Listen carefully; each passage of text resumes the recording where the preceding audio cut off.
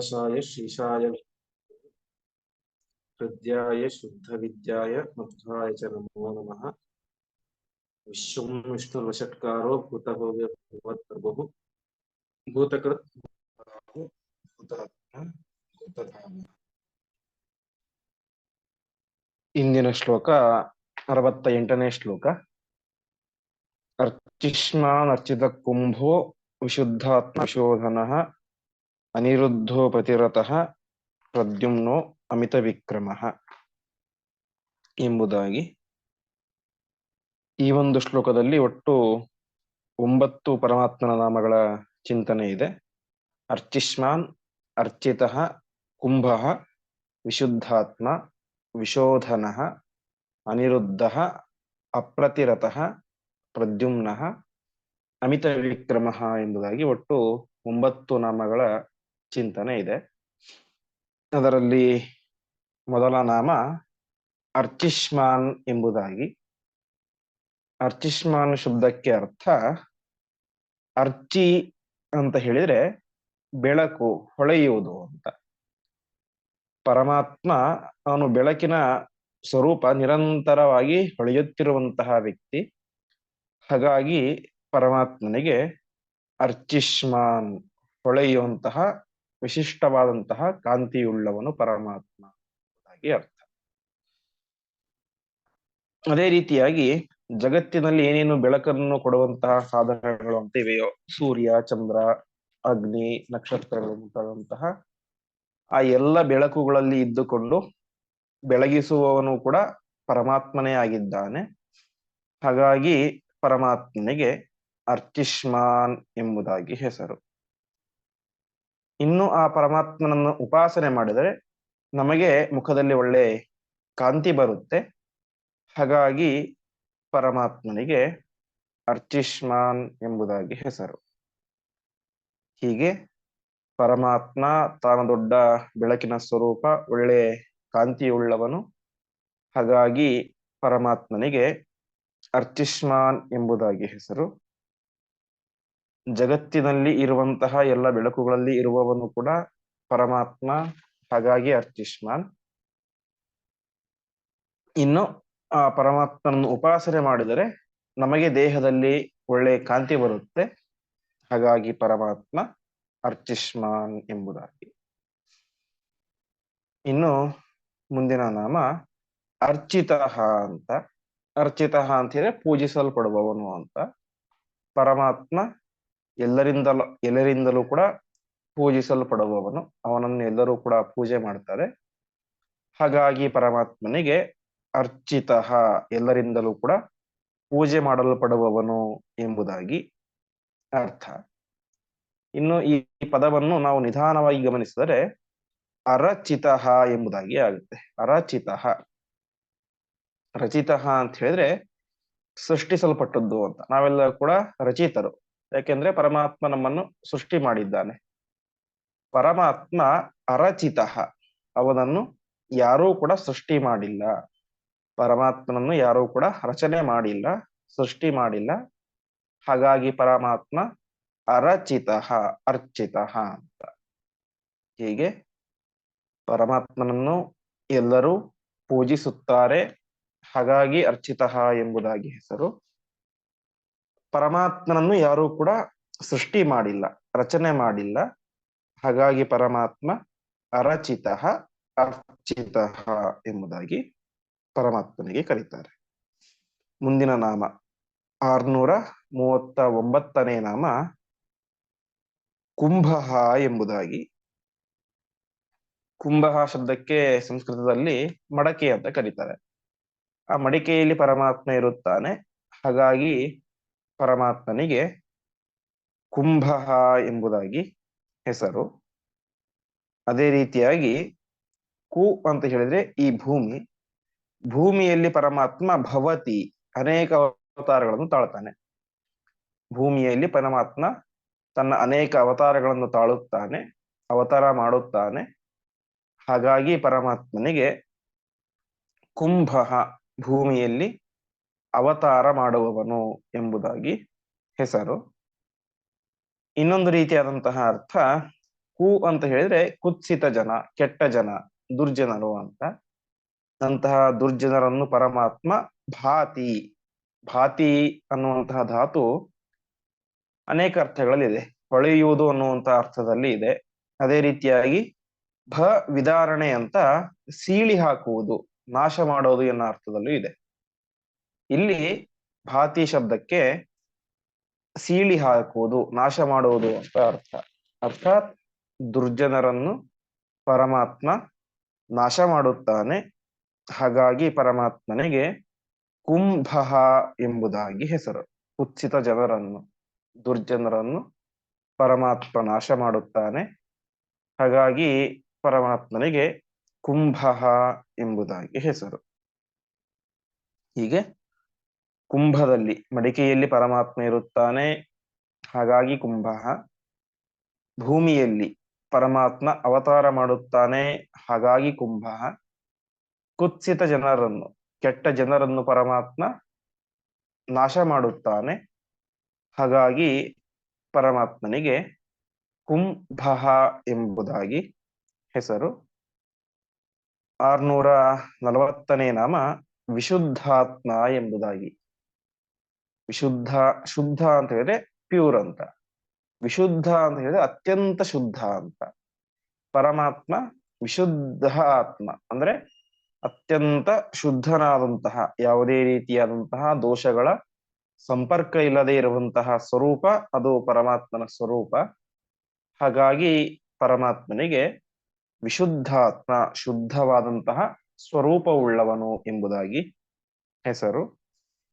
ಇನ್ನು ಈ ಪರಮಾತ್ಮನ ಅನುಗ್ರಹದಿಂದಾಗಿ ನಾವು ಕೂಡ ವಿಶುದ್ಧರಾಗಬಹುದು, ಶುದ್ಧರಾಗಬಹುದು. ಹಾಗಾಗಿ ಆತ್ಮ ಅಂದ್ರೆ ನಾವು, ಪರಮಾತ್ಮನ ಅನುಗ್ರಹದಿಂದಾಗಿ ಆತ್ಮರು, ನಾವು ಶುದ್ಧರಾಗಬಹುದು.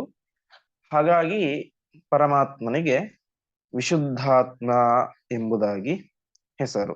ಹೀಗೆ ಪರಮಾತ್ಮ ಯಾವುದೇ ರೀತಿಯಾದಂತಹ ದೋಷದ ಸ್ಪರ್ಶ ಇಲ್ಲದೆ ಇರುವಂತಹ ವ್ಯಕ್ತಿ, ಹಾಗಾಗಿ ವಿಶುದ್ಧಾತ್ಮ. ಪರಮಾತ್ಮನ ಅನುಗ್ರಹದಿಂದಾಗಿ ನಾವು ಕೂಡ ಶುದ್ಧರಾಗಬಹುದು, ಹಾಗಾಗಿ ಪರಮಾತ್ಮನಿಗೆ ವಿಶುದ್ಧಾತ್ಮ ಎಂಬುದಾಗಿ ಹೆಸರು. 641ನೇ ನಾಮ ವಿಶೋಧನ ಎಂಬುದಾಗಿ. ವಿಶೋಧನ ಶಬ್ದಕ್ಕೆ ಅರ್ಥ ಶುದ್ಧಿ ಮಾಡುವುದು ಎಂಬುದಾಗಿ ಅರ್ಥ. ಪರಮಾತ್ಮ ಅವನ ವಿಶೇಷ ಸನ್ನಿಧಾನ ಇದ್ದರೆ ಪ್ರತಿಯೊಂದು ವಸ್ತುವು ಕೂಡ ಅತ್ಯಂತ ಶುದ್ಧವಾಗಿರುತ್ತೆ. ಹಾಗಾಗಿ ಪರಮಾತ್ಮನಿಗೆ ವಿಶೋಧನ, ಎಲ್ಲವನ್ನೂ ಕೂಡ ಶುದ್ಧ ಮಾಡುವವನು ಎಂಬುದಾಗಿ ಹೆಸರು. ಪರಮಾತ್ಮನ ಸನ್ನಿಧಾನ ಅಲ್ಲ, ಪರಮಾತ್ಮನ ನಾಮಸ್ಮರಣೆಯನ್ನು ಮಾಡಿದರೆ ಸಾಕು. ಪರಮಾತ್ಮನ ಸ್ಮರಣೆಯಿಂದಾಗಿ ನಾವು ಶುದ್ಧರಾಗುತ್ತೇವೆ. ಹಾಗಾಗಿ ಪರಮಾತ್ಮನಿಗೆ ವಿಶುದ್ಧಾತ್ಮ ಎಂಬುದಾಗಿ ಹೆಸರು. ನಾವು ಕೇಳುವಂತೆ ಅಪವಿತ್ರ ಪವಿತ್ರೋವ ಸರ್ವಾವಸ್ಥಾಂಗತೋಪಿವ ಯಸ್ಮರೇತ್ ಪುಂಡರೀಕಾಕ್ಷಂ ಸವಾಕ್ಯಾಭ್ಯಂತರ ಶುಚಿಹಿ ಅಂತ. ನಾವು ಯಾವುದೇ ಅವಸ್ಥೆಯಲ್ಲಿ ಎಲ್ಲಿರಲಿ, ಯಸ್ಮರೇತ್ ಪುಂಡರೀಕಾಕ್ಷಂ, ಪರಮಾತ್ಮನ ಸ್ಮರಣೆ ಮಾಡಿದರೆ ಸಾಕು, ಸಬಾಕ್ಯ ಆಭ್ಯಂತರ ಶುಚಿಹಿ ಅಂತ, ಹೊರಗಡೆನೂ ಶುದ್ಧ ಆಗ್ತಾನೆ, ಒಳಗಡೆನೂ ಶುದ್ಧ ಆಗ್ತಾನೆ ಅಂತ. ಹೀಗೆ ಕೇವಲ ತನ್ನ ಸ್ಮರಣೆಯಿಂದಾಗಿ ಎಲ್ಲವನ್ನು ಶುದ್ಧವನ್ನಾಗಿ ಮಾಡುವವನು, ಶುಚಿಯಾಗಿ ಮಾಡುವವನು ಪರಮಾತ್ಮ. ಹಾಗಾಗಿ ಪರಮಾತ್ಮನಿಗೆ ವಿಶೋಧನ ಎಂಬುದಾಗಿ ಹೆಸರು. ಮುಂದಿನ ನಾಮ ಅನಿರುದ್ಧ ಎಂಬುದಾಗಿ. ಈ ನಾಮ 2ನೇ ಬಾರಿ ಬರ್ತಾ ಇದೆ. ಇಲ್ಲಿ ಅನಿರುದ್ಧ ಶಬ್ದಕ್ಕೆ ಅರ್ಥ ಪರಮಾತ್ಮ ಅನಿರುದ್ಧನ ಅಂತರ್ಯಾಮಿಯಾಗಿದ್ದಾನೆ ಅಂತ. ಅರ್ಥಾತ್ ಯಾವ ಕೃಷ್ಣನ ಮಗ ಪ್ರದ್ಯುಮ್ನ, ಪ್ರದ್ಯುಮ್ನ ಮಗ ಅನಿರುದ್ಧ, ತನ್ನ ಮೊಮ್ಮಗನಾದಂತಹ ಅನಿರುದ್ಧನಲ್ಲಿಯೂ ಪರಮಾತ್ಮ ಅಂತರ್ಯಾಮಿಯಾಗಿ ಇದ್ದಾನೆ. ಹಾಗಾಗಿ ಪರಮಾತ್ಮನಿಗೆ ಅನಿರುದ್ಧ ಎಂಬುದಾಗಿ ಹೆಸರು. ಇನ್ನು ಅನಿಗಳು ಅಂತ ಹೇಳಿದ್ರೆ ಜ್ಞಾನಿಗಳು. ನಾವು ಹಿಂದೆ ಅನೇಕ ಸಲ ನೋಡಿದ್ದೀವಿ. ಅನ ಅಂತ ಹೇಳಿದ್ರೆ ಮುಖ್ಯ ಪ್ರಾಣ, ಅನಿ ಅಂತ ಹೇಳಿದ್ರೆ ಜ್ಞಾನಿಗಳು. ಆ ಜ್ಞಾನಿಗಳಿಂದಾಗಿ ಪರಮಾತ್ಮ ಅವರ ಹೃದಯದಲ್ಲಿ ಗಟ್ಟಿಯಾಗಿ ಕುಳಿತಿದ್ದಾನೆ. ಹಾಗಾಗಿ ಪರಮಾತ್ಮನಿಗೆ ಅನಿರುದ್ಧ ಎಂಬುದಾಗಿ ಹೆಸರು. ತನ್ನ ಮೊಮ್ಮಗನಾದಂತಹ ಅನಿರುದ್ಧನಲ್ಲಿ ಪರಮಾತ್ಮ ಅಂತರ್ಯಾಮಿಯಾಗಿದ್ದಾನೆ, ಹಾಗಾಗಿ ಅನಿರುದ್ಧ.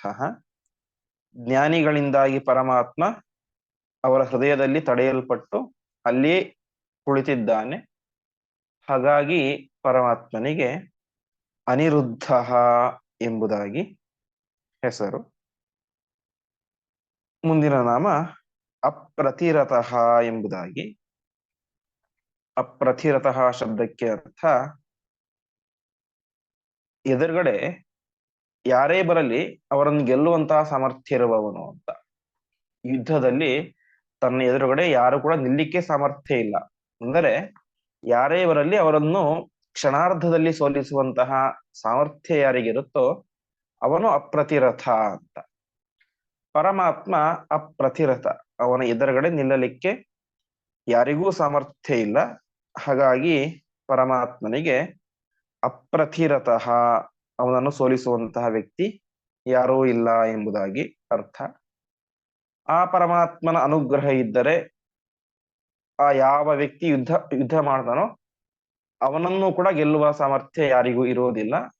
ಪರಮಾತ್ಮನ ಉಪಾಸಕರಿಗೆ ಯಾರಿಂದಲೂ ಕೂಡ ಸೋಲಿಸಿಕೊಳ್ಳುವಂತಹ ಯೋಗ ಇರುವುದಿಲ್ಲ. ಅರ್ಥಾತ್ ಪರಮಾತ್ಮನ ಯಾರು ಉಪಾಸನೆ ಮಾಡ್ತಾರೋ ಅವರು ಯಾವತ್ತೂ ಕೂಡ ಯುದ್ಧದಲ್ಲಿಯೂ ಸೋಲುವುದಿಲ್ಲ, ಜೀವನದಲ್ಲಿಯೂ ಸೋಲುವುದಿಲ್ಲ. ಹಾಗಾಗಿ ಪರಮಾತ್ಮನಿಗೆ ಅಪ್ರತಿರತಃ ಎಂಬುದಾಗಿ ಹೆಸರು, ಎದುರಾಳಿ ಇಲ್ಲದೆ ಇರುವವನು. 644ನೇ ನಾಮ ಪ್ರದ್ಯುಮ್ನಃ ಎಂಬುದಾಗಿ. ಪ್ರದ್ಯುಮ್ನಃ ಶಬ್ದಕ್ಕೆ ಅರ್ಥ ದ್ಯುಮ್ನ ಅಂತ ಹೇಳಿದ್ರೆ ಜ್ಞಾನ, ಬಲ, ಸಂಪತ್ತು ಅಂತ ಅರ್ಥ ಇದೆ. ಜ್ಞಾನ ನಮ್ಮ ಹತ್ತಿರನೂ ಇದೆ, ಬಲ ನಮ್ಮ ಹತ್ತಿರನೂ ಇದೆ, ಸಂಪತ್ತು ನಮ್ಮ ಹತ್ತಿರನೂ ಇದೆ. ನಾವೆಲ್ಲರೂ ಕೂಡ ದ್ಯುಮ್ನರು. ಆದರೆ ಪರಮಾತ್ಮ ಪ್ರದ್ಯುಮ್ನ. ಯಾಕೆ? ಪ್ರಕೃಷ್ಟವಾದಂತಹ ಸಂಪತ್ತು, ಅರ್ಥಾತ್ ಜಗತ್ತಿನಲ್ಲಿರುವಂತಹ ಪ್ರತಿಯೊಂದು ಸಂಪತ್ತಿಗೂ ಕೂಡ ಅವನೇ ಒಡೆಯ.